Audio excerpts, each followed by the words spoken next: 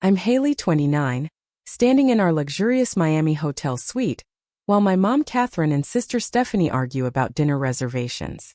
I spent months planning this dream family vacation, saving thousands from my marketing job to make everything perfect. Mom suddenly turns to me, her face twisted with frustration. "Stop ruining the trip with your sister. Just leave." The words hit like a physical blow. I blink back tears thinking about all the money, time, and love I poured into this trip. Before I tell you what happened next, drop a comment letting me know where you're watching from and subscribe if you've ever felt unappreciated by family. My family dynamic has always been complicated. My mom Catherine, now 58, raised us as a single mother after my dad left when I was 7. She worked 2 jobs to keep us afloat, which meant Stephanie, my younger sister by 5 years, often got babied while I had to grow up fast. This pattern continued into adulthood. Stephanie remained the baby of the family who needed protection and special treatment, while I became the responsible one expected to handle everything. Despite this imbalance, I've always craved a close relationship with my family. My career in digital marketing took off early, and by 29 I was making enough to afford some luxury. Meanwhile, Mom worked as a hospital administrator, always stressed and overworked, while Stephanie bounced between retail jobs, still finding herself at 24. When Mom had a minor heart scare last year, it shook me. The doctor said it was just stress, but it was enough to make me realize how precious our time together was. That's when I decided to plan this trip for her upcoming 60th birthday, a week in Miami at a beachfront resort. I wanted to give her something she'd never give herself. The planning process took over 3 months. I spent nights researching hotels with ocean views, but within our budget. I found an amazing deal on a luxury suite by booking 6 months in advance. I used my airline miles to upgrade us all to first-class flights, wanting Mom to experience that luxury at least once. I researched restaurants that would accommodate Mom's dietary restrictions and Stephanie's picky eating habits. I created color-coded itineraries with backup plans for rain days. Most importantly, I saved nearly $7,000 from my own accounts to cover the majority of expenses. Mom contributed what she could, about $1,500, and Stephanie promised to handle some meals, though I knew better than to count on that.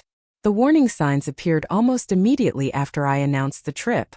Stephanie complained about the early morning flight, even though it was the only one I could get with the upgrades. "Why can't we leave in the afternoon? I hate waking up early," she whined.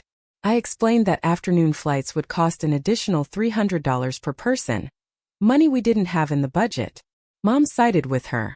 "Haley, you know your sister isn't a morning person. Couldn't you have found something more reasonable?"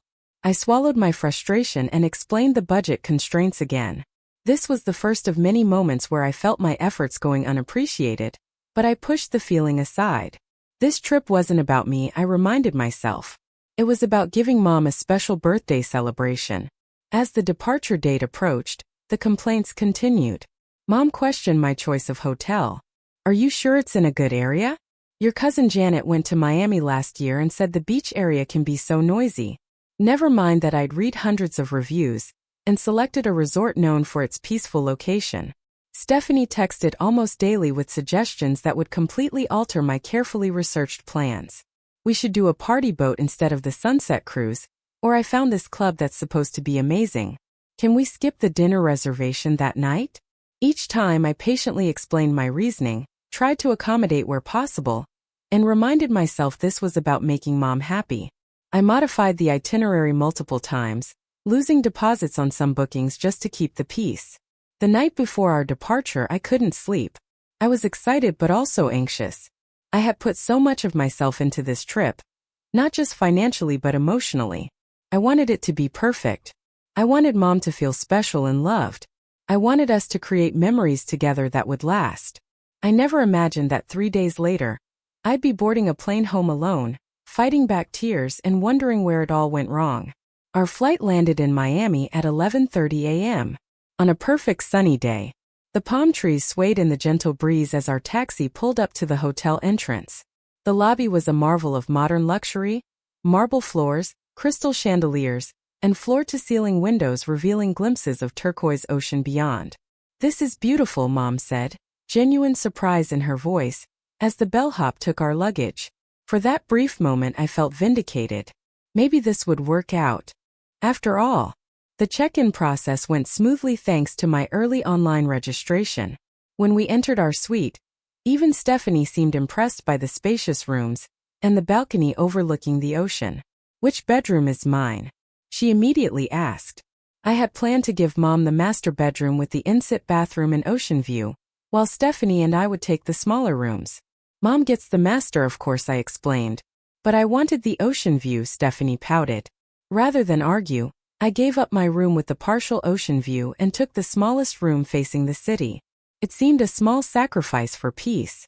We had lunch reservations at a waterfront restaurant I'd carefully selected for its seafood options that Mom loved. The meal started pleasantly enough, with Mom taking photos of the view and her colorful cocktail.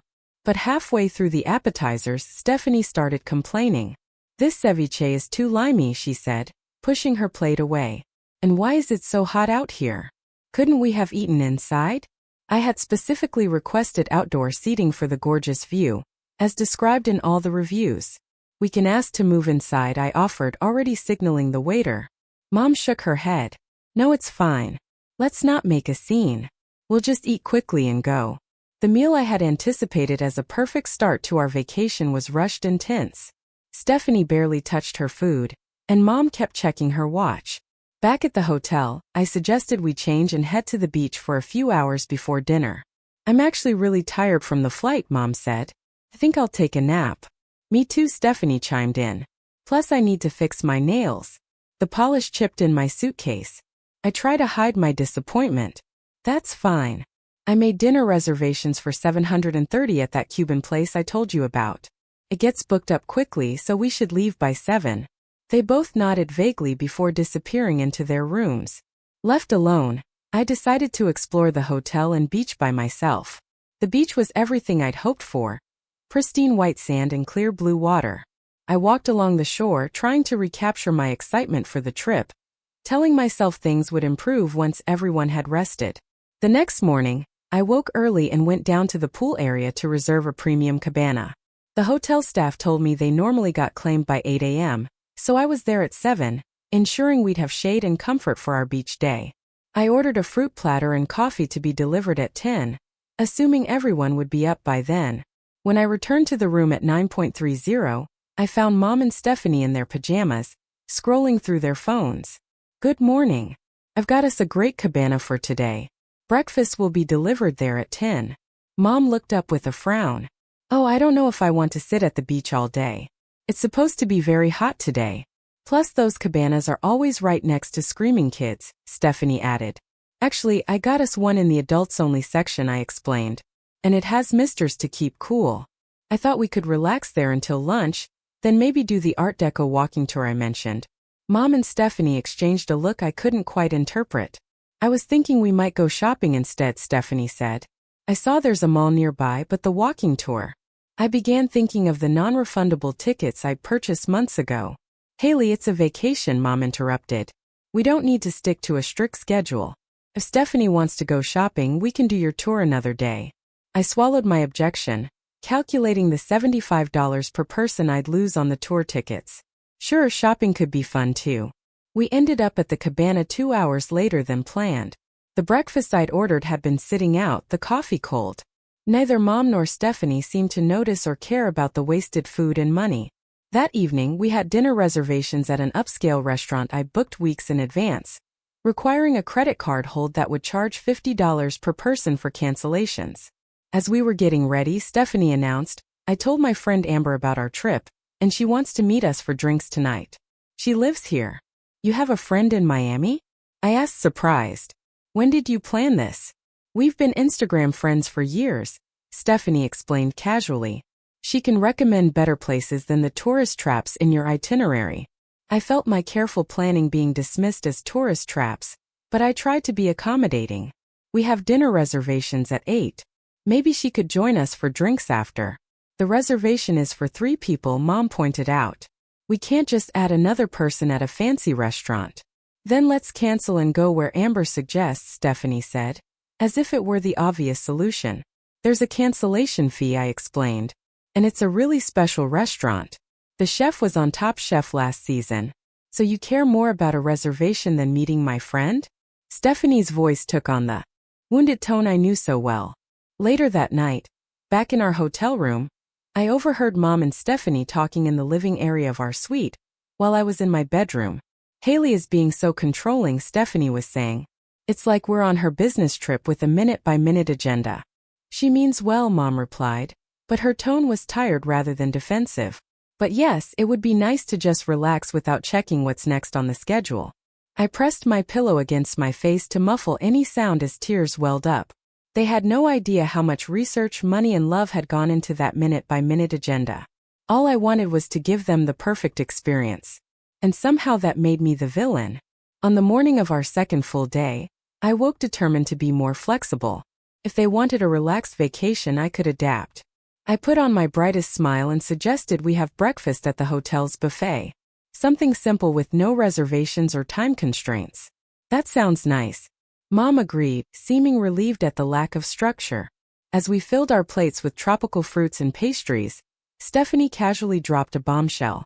By the way, Amber is going to join us at the beach today. I told her about our cabana. I paused a forkful of pineapple halfway to my mouth. The cabana only seats 4 comfortably, and we have all our things there. So we can make room, Stephanie said, adding another sugar to her coffee. Don't be so selfish, Haley. Mom jumped in before I could respond. It'll be fine. It's nice that your sister has a friend here who can show us around. I bit my tongue and nodded, though internally I was recalculating the day. The cabana had cost $200, specifically chosen for our comfort.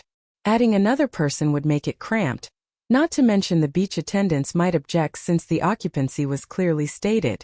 After breakfast, we headed back to the room to change for the beach. The plan was to spend the morning relaxing by the ocean, then take a chartered boat tour I'd booked for 2 p.m., a special experience that included dolphin watching and snorkeling at a nearby reef. It had been the most expensive activity I'd booked, at $150 per person, non-refundable. What time do we need to be back from the beach? Mom asked as she applied sunscreen. The boat tour is at 2, so we should leave the beach by 1 to have time to change and get to the marina, I explained. Stephanie rolled her eyes. That doesn't give us much time at the beach. Can't we reschedule the boat thing? It's non-refundable, and they were booked solid for the rest of the week, I explained patiently. Supposed to be amazing. The reviews say they almost always see dolphins, and the reef has beautiful fish. Fine. Stephanie sighed dramatically, as if I'd suggested we spend the afternoon getting root canals. At the beach, we found Amber already waiting near our cabana. She was tall and tan, with the confident air of a local. After introductions, she immediately started telling Stephanie about a beach club that was way better than this tourist spot. We should go there tomorrow, Stephanie said excitedly. They have DJs and much better food. I reminded myself to be flexible and smiled. That could be fun. The morning passed pleasantly enough, though Amber and Stephanie dominated the conversation with inside jokes and stories about people I didn't know. Mom seemed content to sunbathe and read her magazine, occasionally joining their conversation. At 12:45, I gently reminded everyone that we needed to start packing up for the boat tour. Already, Stephanie whined. We just got comfortable. We've been here for 3 hours, I pointed out. And we need to change before the tour. About that, Amber interjected, there's this amazing restaurant on South Beach that's impossible to get into. But my friend is the hostess and can get us a table at 2. You guys should totally come instead of doing the tourist boat thing. My heart sank as I saw Stephanie's eyes light up. That sounds way better than looking at fish, she said, turning to Mom. Don't you think? Mom looked torn, glancing between me and Stephanie. Well, Haley did already pay for the boat tour. I'm sure they'd refund it if you explained, Amber said confidently, though she had no basis for this assumption. They won't, I said firmly. I checked their cancellation policy very carefully. It's 100% non-refundable within 48 hours. So you're making us all go on this boring tour because you're worried about money? Stephanie's tone was accusatory. It's not boring, it has hundreds of 5-star reviews, I defended. And yes, for $150 is a lot of money to throw away. The argument continued back at the hotel room as we changed. In the end, a compromise was reached. Mom and I would go on the boat tour while Stephanie went to lunch with Amber. It wasn't ideal, but at least the money wouldn't be completely wasted.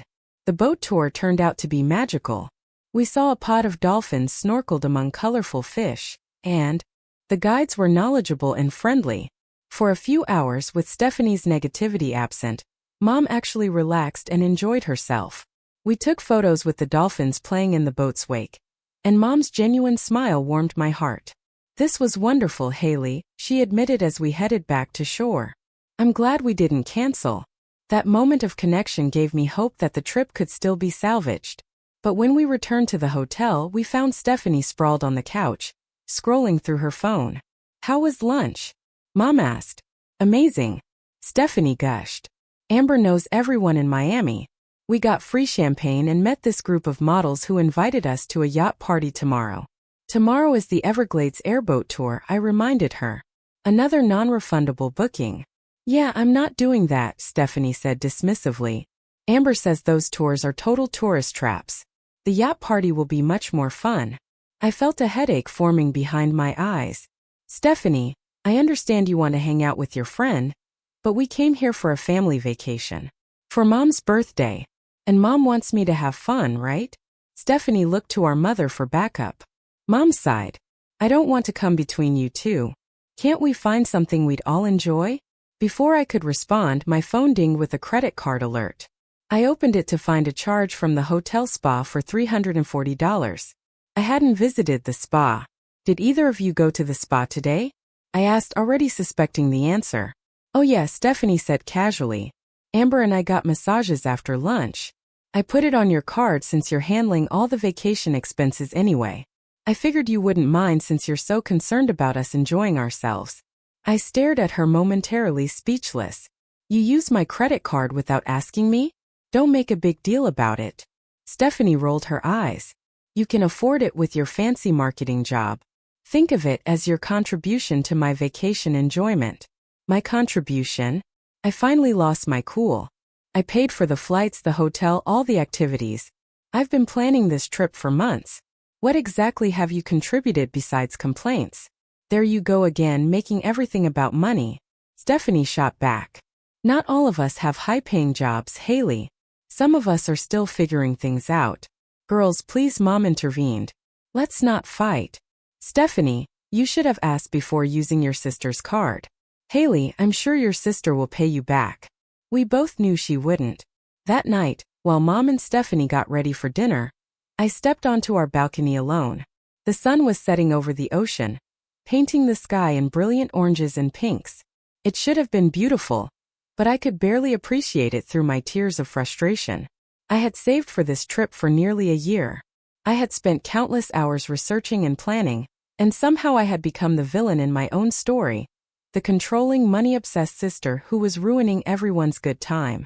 As I wiped away tears, I promised myself I would try harder tomorrow. I would be more flexible, less attached to my plans. I would find a way to make this work for Mom's sake. I had no idea that tomorrow would be the day everything fell apart completely.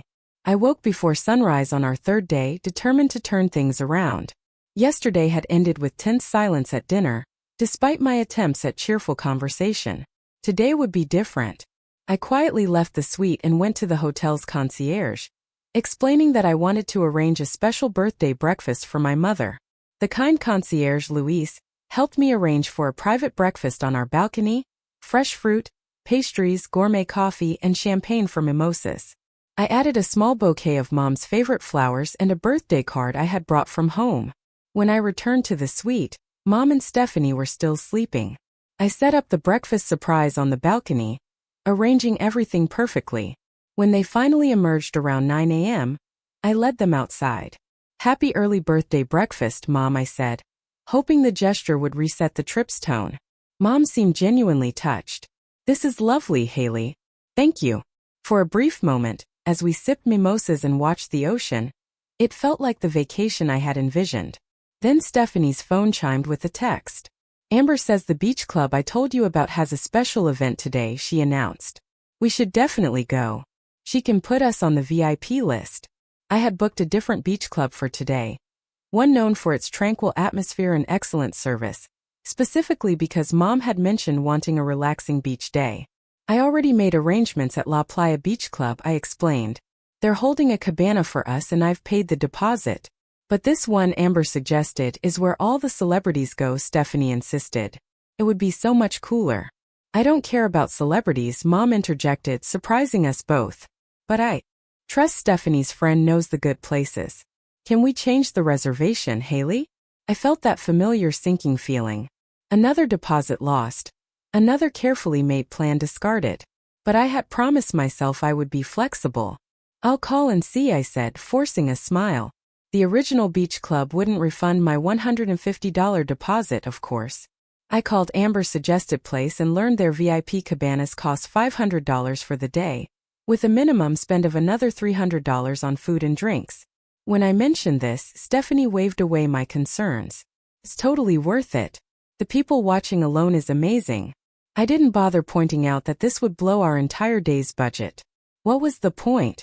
I was already calculating which bill I would pay late next month to cover these mounting unexpected expenses.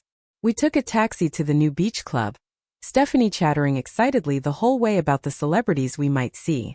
Mom seemed to feed off her enthusiasm while I sat quietly, trying to maintain a positive attitude despite the growing knot in my stomach. When we arrived, the entrance was crowded with beautiful people waiting to get in. Amber was waiting near the door and waved us over, air-kissing Stephanie and introducing herself to Mom with exaggerated warmth. I've heard so much about you. Happy birthday, she gushed, though Stephanie had only met her 2 days ago.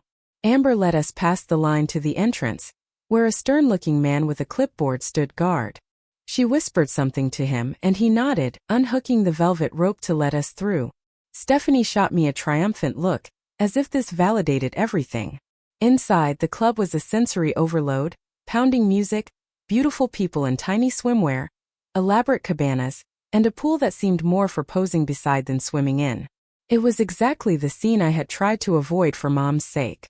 Amber led us to a cabana that was indeed in a prime location, but directly beside a DJ booth pumping out music so loud I could feel it in my chest. Isn't this amazing? Stephanie shouted over the music.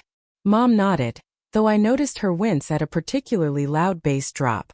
She was putting on a brave face, but I knew this environment wasn't her preference at all. A waiter appeared with a tablet. Welcome to Azure. Minimum spend for this cabana is $300. Would you like to start a tab? I handed over my credit card, resigned to the expense. Can we possibly move to a cabana further from the speakers? I asked. It's my mom's birthday and we'd like to be able to talk. The waiter looked at me like I'd asked to turn the ocean purple. These are our premium locations. If you want something quieter, you should have booked a regular hotel pool. Amber laughed. That's just how it is here. It's exclusive for a reason. We settled into the cabana, and I tried to make the best of it. I ordered drinks and snacks, conscious of the mounting tab, but wanting Mom to enjoy herself despite the overwhelming atmosphere. About an hour in, Amber spotted someone she knew and waved them over. Soon our cabana was filled with her friends, 3 women and 2 men, all as loud and flashy as the club itself. They ordered drinks without asking, clearly aware that someone else, me, was covering the tab. Mom looked increasingly uncomfortable as the strangers dominated our space. I could see her trying to maintain a polite smile, but her eyes kept darting to me with a clear message, help. I leaned over to Stephanie. Mom doesn't seem to be enjoying this. Maybe we should move to the hotel pool. She's fine. Stephanie dismissed. She needs to loosen up and have fun. This isn't her kind of fun, I insisted. Look at her. You're just mad because your boring plan got changed. Stephanie snapped. Stop trying to control everything. One of Amber's male friends overheard and smirked. Yeah, stop being such a buzzkill. I felt my face flush with embarrassment and anger. I stood up abruptly. Mom, do you want to go somewhere quieter? Before Mom could answer, Amber interjected. We're about to order bottle service. You can't leave now. Bottle service? I echoed, envisioning the astronomical cost. It's a vacation, Stephanie said dismissively. Live a little. That's when I noticed one of Amber's friends casually going through my beach bag. She pulled out my sunscreen, used it, and tossed it aside without asking. Excuse me, I said, reaching for my bag. Those are my things.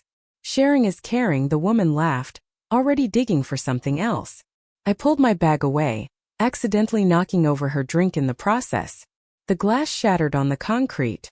"What the hell?" she exclaimed, jumping up as if I'd done it deliberately. Suddenly, everyone was staring at me. Amber, her friends, Stephanie, and Mom, all with varying degrees of shock and annoyance. "I'm sorry about the glass, but she was going through my personal belongings without permission," I explained, my voice shaking slightly. "It's not a big deal." "Haley," Stephanie hissed. "Why are you making a scene?" "A scene?" I repeated incredulously. "These strangers are invading our family vacation, going through my things, running up a tab on my credit card, and I'm making a scene?" Mom stood up, clearly mortified by the developing argument. "Haley, please. People are staring." "I don't care." I finally snapped. "I spent months planning this trip. I saved for a year to give you a special birthday. I researched everything to make it perfect. And what thanks do I get?" "Stephanie invites strangers, changes all the plans, uses my credit card without permission, and you take her side every single time." The music seemed to dim as my voice rose. Nearby cabanas full of beautiful people were indeed watching our family drama unfold with undisguised interest. Mom's face flushed dark red. She grabbed my arm and pulled me aside, behind the cabana where we had a moment of relative privacy. "You are embarrassing me," she whispered furiously. "This whole trip you've been rigid and controlling, making Stephanie feel bad about wanting to have fun her way. Her way is costing me thousands of dollars I didn't budget for," I protested. "And it's not even what you wanted. You hate loud music and crowds. This was supposed to be a relaxing beach vacation for your birthday, not a party scene for Stephanie and her Instagram friend." Mom's expression hardened in a way I rarely saw. "Stop ruining the trip with your sister. Just leave." The words echoed in the sudden silence that seemed to fall around us. I stepped back, feeling as if I'd been slapped. From behind Mom, I could see Stephanie watching with a mixture of shock and what looked horribly like satisfaction. "Fine," I said quietly, gathering my dignity around me like armor. "I'll leave." I turned and walked away, not looking back even as I heard Mom call my name once, uncertainly. I didn't trust myself to speak without breaking down completely. As I passed through the club entrance, the stern bouncer gave me a surprisingly sympathetic look. Perhaps he'd seen this kind of family drama play out before in this playground for the beautiful and privileged. Outside, I took a deep breath of air that wasn't heavy with perfume and pretension. Then I hailed a taxi and directed it back to our hotel, my mind already calculating what I needed to do next. The hotel room was quiet and cool when I returned, a stark contrast to the chaotic beach club I just left. I stood in the center of the living area for a moment, looking at our shared space, Stephanie's clothes strewn across furniture, Mom's reading glasses and novel on the coffee table, my carefully organized travel documents in a folder by the TV. I moved to my small bedroom and pulled out my suitcase. With methodical precision, I began packing my belongings. Each item folded neatly, each toiletry sealed and secured.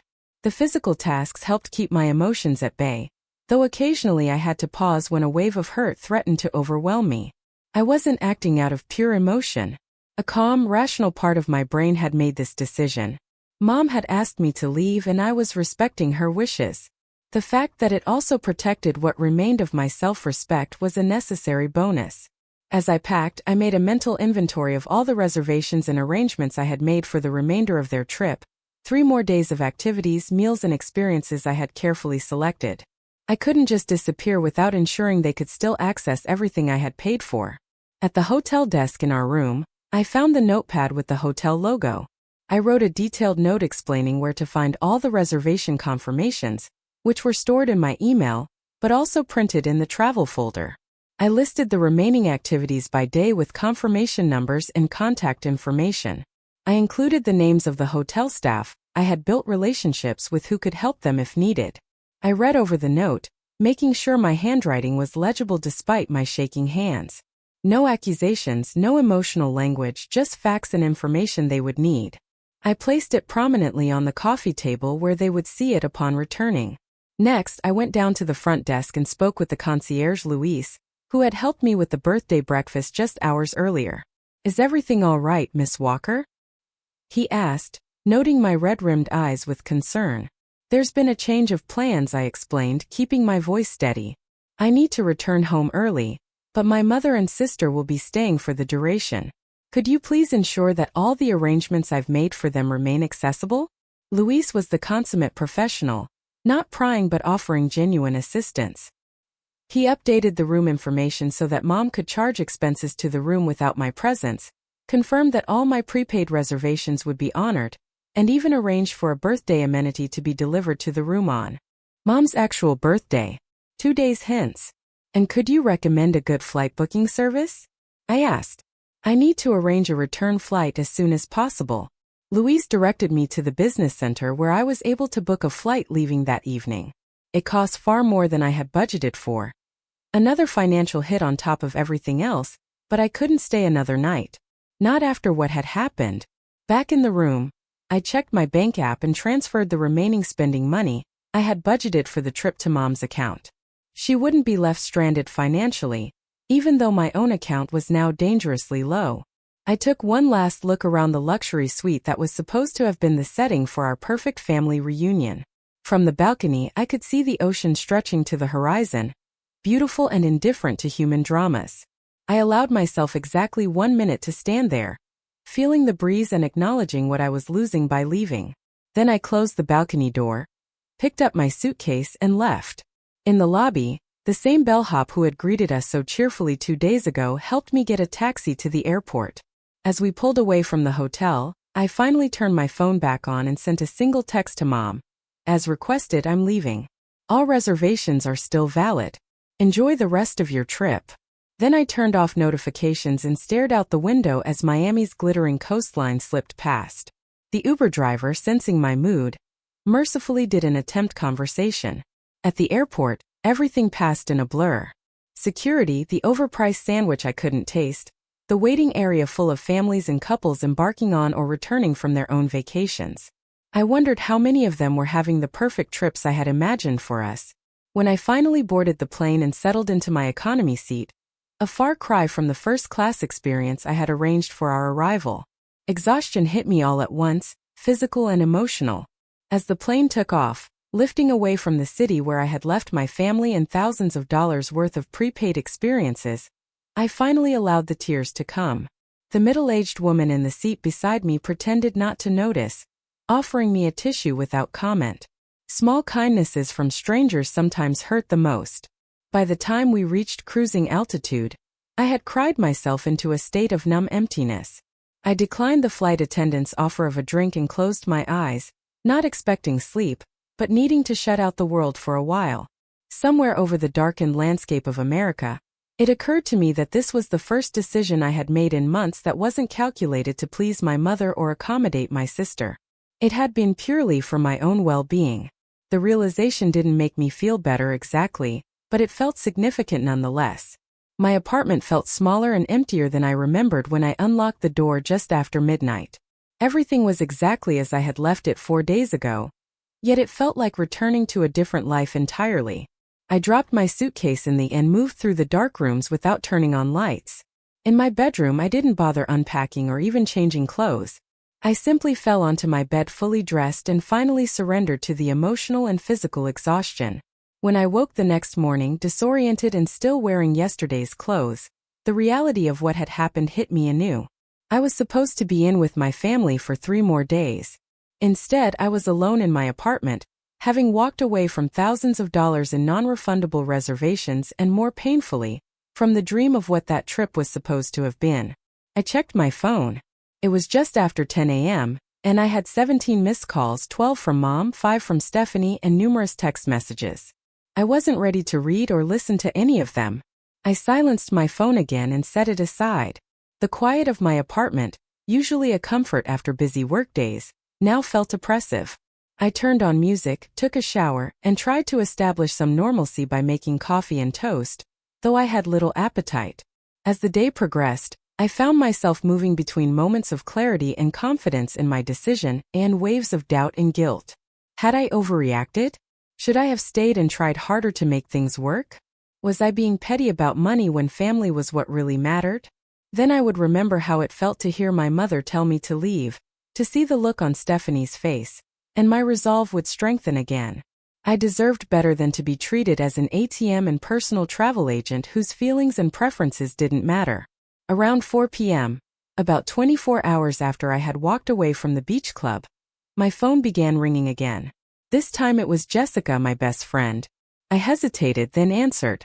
"Hey," I said, my voice rough from disuse. "Haley, are you okay? Aren't you supposed to be in Miami?" Jessica sounded concerned. "I hadn't told anyone about leaving early." "How did you know something was wrong?" "Your mom called me," Jessica explained. "She said she's been trying to reach you since yesterday and was worried." The fact that mom had tracked down my friend's number instead of respecting my obvious need for space irritated me, but I tried to keep it from my voice. "I'm fine. I just needed some time alone." "What happened? Did you want to talk about it?" I surprised myself by telling her everything. The months of planning, the immediate tension upon arrival, Stephanie's friend and the constant changes to plans, and finally, the awful scene at the beach club. "So I left," I concluded. "Mom told me to leave and I did." There was a long silence on the other end of the line. Then Jessica said simply, "I'm coming over. With wine." An hour later, Jessica arrived with not just wine but also takeout from my favorite Thai restaurant and a pint of chocolate ice cream. We sat on my living room floor eating pad Thai straight from the containers while I showed her the increasingly frantic texts from Mom and Stephanie. The first messages from Mom, sent about 3 hours after I left, were angry. "I can't believe you would be so selfish and dramatic, and you've ruined this trip with your tantrum." Then they had shifted to confusion. "Where are you? Are you coming back to the hotel?" By late evening, they had turned to concern. "Haley, please answer. We're worried about you. And at least let us know you're safe." Stephanie's messages followed a similar pattern, though with less concern and more blame. "Way to make Mom's birthday trip all about you," was followed by "Mom is really upset now. I hope you're happy. You know what I notice?" Jessica said, refilling our wine glasses. "Not one single apology in all those messages. Not one acknowledgement that they hurt you or appreciation for all you did to plan this trip." I hadn't realized how much I needed someone to validate my feelings until that moment. The knot that had been sitting in my chest since Miami began to loosen slightly. "I keep thinking I overreacted," I admitted. "Maybe I should have been more flexible." Jessica shook her head firmly. "Haley, you spent months planning a beautiful trip. You paid for most of it. You tried to accommodate their changes at every turn, losing deposits and watching your careful plans get thrown aside. Then your sister used her credit card without permission. And when you finally expressed your hurt feelings, your mom told you to leave. You didn't overreact. If anything, you underreacted until that final moment." We stayed up late talking, Jessica's unwavering support, helping me process the swirl of emotions. When she left around midnight, I felt stronger than I had since the whole debacle began. The next morning, I woke to a notification that Mom had posted on Facebook. Curious despite myself, I logged in to see several photos from the trip posted with the caption, "Wonderful Miami vacation for my birthday with Stephanie missing Haley, who had to leave early for work. Wish you were still here with us, honey." The complete fabrication about why I had left caught me off guard. The photos showed Mom and Stephanie smiling at restaurants I had researched and booked, enjoying experiences I had arranged and paid for. There was no mention of our fight or the real reason for my absence. Just as I was processing this, my phone chimed with a call from Linda, Mom's best friend since college. "Haley, it's Linda. I just wanted to check if you're okay. Your mom called me this morning." I braced myself for more guilt or manipulation passed through a third party. "I'm fine, Linda. Just needed some space." "I figured as much," Linda said, surprising me with her tone. "Look, I've known your mother for 30 years and I love her dearly. But I also know how she can be with you and your sister.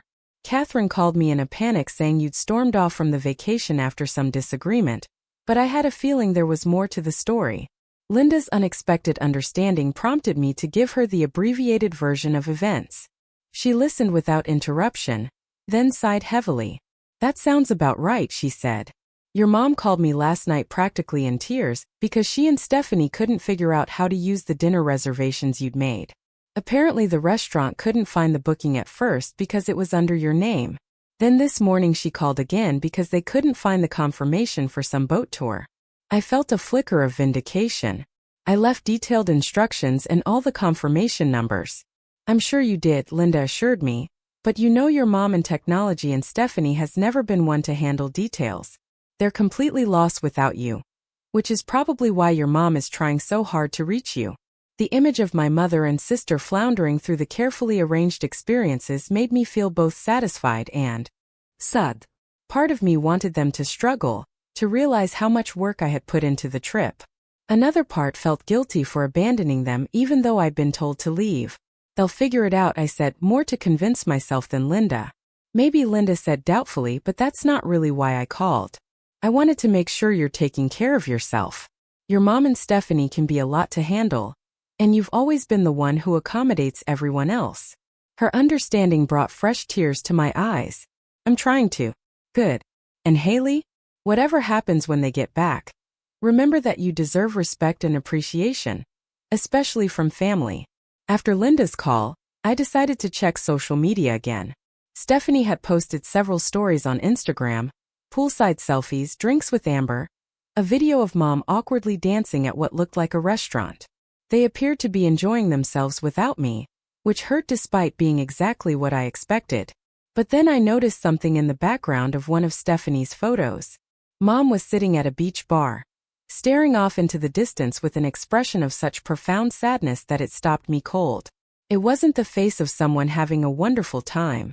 That evening, 5 days after I had left Miami, I was making dinner when my doorbell rang. I wasn't expecting anyone, and for a moment I considered not answering, but curiosity won out. I opened the door to find Mom and Stephanie standing there, looking travel-worn and uncertain. You're supposed to be in Miami for 2 more days, I said, too surprised to say anything else. We came back early, Mom said simply. Can we come in? Please. I stepped aside to let them enter, my mind racing with questions and my heart guarding itself against further hurt. The 3 of us stood awkwardly in my living room, the silence heavy with all the things we needed to say to each other. It was Mom who finally spoke first. We need to talk, Haley, all of us, about what happened in Miami and about a lot of other things too. Mom, Stephanie, and I sat in my small living room, the tension so thick it felt hard to breathe. None of us seemed to know how to begin this conversation. The sound of a neighbor's television drifted faintly through the wall, a mundane backdrop to our family drama. Why did you come back early? I finally asked, breaking the silence. Mom and Stephanie exchanged a look I couldn't quite interpret. The trip fell apart after you left, Mom admitted. Completely, Stephanie added, surprising me with her candor. We missed the sunset cruise because we couldn't find the meeting point. Then we got lost trying to find the restaurant you booked for dinner. The confirmation emails and instructions I left weren't helpful. I couldn't keep the edge from my voice. They were, Mom said quietly, but I realized that we'd been relying on you for everything. When you weren't there, it all felt overwhelming. I waited, not ready to make this easier for them. The day after you left, we tried to go to that Everglades tour you had booked, Stephanie continued. We made it to the meeting point this time, but they said the reservation was specifically for 3 people, and they couldn't adjust it last minute to just 2. We lost that money too. We spent the rest of that day just sitting at the hotel pool, Mom added. That's when I started to really think about everything that had happened, about how much work you had put into planning this trip, and how quickly we dismissed it all. And about how awful we were to you, Stephanie said, her voice small. I looked at her, genuinely surprised by this acknowledgement. Stephanie met my gaze directly for the first time since they'd arrived. I was jealous, she admitted. You always have everything so together. Your career, your apartment, your plans. I invited Amber to the trip because I wanted to seem cool and connected too. I didn't think about how it would affect the vacation you planned. And I enabled her, Mom added. I've always worried so much about Stephanie feeling left out or less successful that I've overlooked how unfair that is to you. I felt tears threatening but held them back. You told me to leave. I said to Mom, the hurt's still raw. After everything I did to make that trip special for you, you told me to leave. Mom's face crumpled. I know. I was embarrassed about making a scene, and I lashed out at the wrong person. Instead of standing up for you, I took the easy route of siding with Stephanie like I always do. I'm so sorry, Haley. So deeply sorry. The apology I had needed finally came, and with it, the tears I'd been holding back. Do you know how much that hurt? To be dismissed like that after all the time and money and love I put into that trip. We don't deserve your forgiveness, Mom said, her own eyes filling with tears. "But we're here to ask for it anyway." Stephanie nodded, looking more humble than I'd ever seen her. "And to tell you that we're going to try to do better, starting with paying you back for the trip." "I don't care about the money," I said automatically, though part of me definitely did. "We know," Mom said, "but it's about respect and accountability. We're going to pay you back, and we're going to work on the deeper issues too." We talked for hours that night, peeling back layers of family dynamics that had been forming since childhood. Mom admitted that she had always expected more from me because I seemed more capable, while protecting Stephanie from consequences because she seemed more fragile. Stephanie acknowledged that she had exploited this dynamic, playing the baby of the family when it suited her. I shared how this had made me feel unappreciated, taken for granted, and often lonely in my role as the responsible one. It wasn't an easy conversation. There were more tears, some raised voices, and moments when old defensive patterns threatened to derail us. But something had fundamentally changed. For the first time, we were actually listening to each other. 2 weeks later, the three of us had our first session with a family therapist. It was Mom's idea, surprising both Stephanie and me. "We need help to break these patterns," she had said. "I don't want to lose either of my daughters because I couldn't figure out how to be fair to both of you." The therapy wasn't easy. It brought up painful truths and required all of us to examine behaviors we'd rather have left unquestioned. But it was also healing in ways I hadn't expected. Mom started treating me and Stephanie as equals, both in her expectations and her affection. Stephanie began taking more responsibility for her choices and their consequences. And I learned that I could state my needs and boundaries without feeling guilty.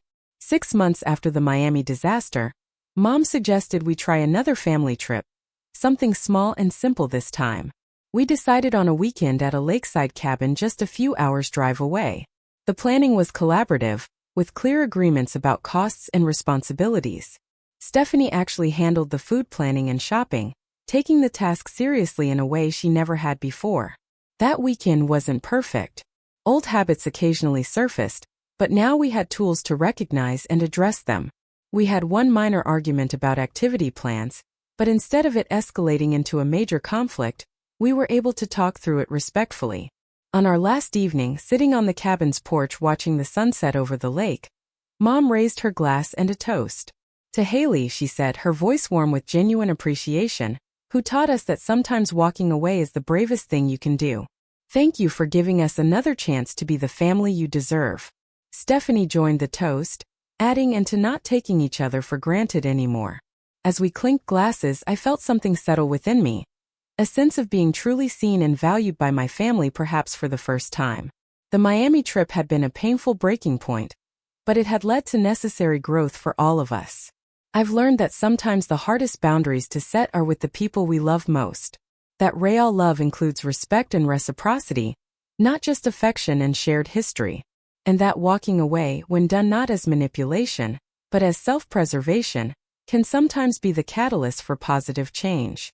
If you're watching this and recognizing your own family dynamics in our story, know that change is possible, but it requires honesty, effort, and sometimes the courage to say enough when you're being treated unfairly. Your worth isn't measured by how much you can endure, but by how true you stay to yourself, even in difficult moments. Has anyone else ever had to walk away from family to make them appreciate you? Drop a comment below sharing your experience. If this story resonated with you, please hit the like button and subscribe to my channel for more real-life stories about family dynamics, boundaries, and personal growth. And don't forget to share this video with someone who might need to hear that it's okay to stand up for themselves, even with family. Thank you for listening, and remember, sometimes the bravest thing you can do is walk away, but the most beautiful thing is finding your way back to each other with new understanding and respect.